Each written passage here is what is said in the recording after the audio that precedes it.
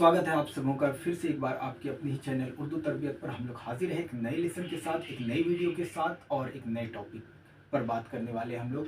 आज हम लोग जो लेसन देखने वाले हैं उस लेसन का नाम है हम नौजवान हैं, जो परवेज़ शाहिदी की है। ये एक नज़्म का लेसन है और ये हम लोगों का 19वां वीडियो है, जिसमें हम लोग लेके आए हैं हम नौजवान हैं।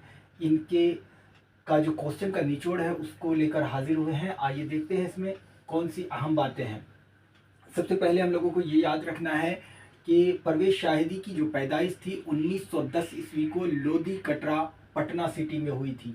ये बात आपको याद रखनी है। पूछा जाएगा सवाल कि परवेज़ शाहिदी की पैदाइश कहाँ हुई, या परवेज़ शाहिदी का कौन सा नज़्म या कौन सी नज़्म आपके निसाब में शामिल है। तो हम नौजवान हैं परवेज़ शाहिदी की नज़्म है। हमारे निसाब में जो शामिल नज़्म है वो हम नौजवान हैं।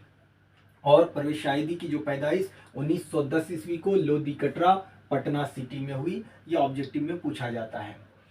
दूसरा है कि हम लोगों को ये जानना है कि तालिबे इल्मी के ज़माने में ही परवेज़ शाहिदी के वालिदैन इस दुनिया से यानी इस दार फ़ानी से कूच कर गए थे। जब वो पढ़ाई कर ही रहे थे तब उनके वालिदैन जो थे इस दुनिया से गुजर चुके थे, रुखसत कर चुके थे, यानी इंतकाल कर चुके थे। आगे हम लोग सवाल देखते हैं कि परवेज़ शाहिदी की अहलिया का नाम क्या है। ऐसा पूछा जाता है, या परवेज़ शाहिदी की अहलिया के नाम के बारे में पूछा जाएगा कि उनकी अहलिया का नाम क्या है। तो आप बड़ी आसानी से लिख सकते हैं कि परवेज़ शाहिदी की अहलिया का नाम फ़ज़ीलतुन्निसा बेगम था।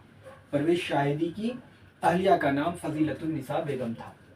आगे पूछा जाएगा कि उनके शेरी मजमूए या परवेज़ शाहिदी के जो हैं दो शेरी मजमूए के नाम लिखें। तो आपको बड़ी आसानी से याद रखना होगा कि परवेज़ शाहिदी के दो शेरी मजमूए हैं। जो मजमूए हैं वो रुख़्स हयात और तसलीस हयात है, जिसको आप बड़ी आसानी से याद रख सकते हैं। फिर से एक बार देखिए कि परवेज़ शाहिदी की के जो दो शेरी मजमूए रुख़्स हयात और तसलीस हयात हैं।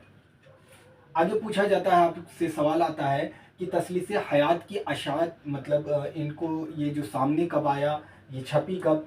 तो आपको याद रखना है कि तसलीस हयात की अशात जो आज़ादी हिंद के बाद हुई थी, यानी जब 1947 के बाद हुई। यह आपको बड़ी आसानी से याद रखना है कि तसलीस हयात की अशात आज़ादी हिंद के बाद हुई, यानी 1947 के बाद हुई है। और आगे कुछ जानते हैं हम लोग कि अर्ज़ तनफ़ुस और कसरत महनोशी की वजह से 1968 ईस्वी में परवेज़ शाहिदी का इंतकाल हो गया था। हमेशा बीमार रहने लगे और कसरत नोशी करते थे, तो इसलिए उनकी का इंतकाल बहुत जल्द हो गया था, यानी 1968 ईस्वी में ही परवेज़ शाहिदी का इंतकाल हो गया था। तो ये लेसन हम लोगों का था हम नौजवान हैं। ये परवेज़ शाहिदी की लिखी हुई नज़्म का तीसरा लेसन है और हम लोगों का ये कुल मिला के 19वां लेसन है दरख़शा का। तो हम उम्मीद करते हैं कि आप लोगों को ये वीडियो बहुत अच्छा लग रहा होगा और आप लोग इस छोटे से वीडियो 5-6 मिनट का जो ये वीडियो होता है, इसके ज़रिए आप बड़ी आसानी से अपने छोटे छोटे डाउट जो आपके मन में चल रहा है, या इस क्वेश्चन को 2 नंबर के जो क्वेश्चन होते हैं उसको कैसे लिखेंगे, उसका आंसर क्या होगा, तो यहाँ से बड़ी आसानी के साथ आप इसको लिख सकते हैं, याद कर सकते हैं।